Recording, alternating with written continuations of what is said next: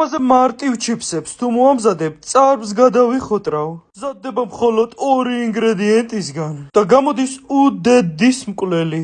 ჯაგბეხურასთან ერთად რა თქმა უნდა. მოგწონა ვიდეო ჯემალიკო მეგობარს გაუზიარე. ვიდეოს და ლაიქება არ დაგავიწყეს თორე სახლში მოგაკითხავ. პირველ რიგში გადმოადრიეთ ლავაში და დაჭერით ესე ზოლებად.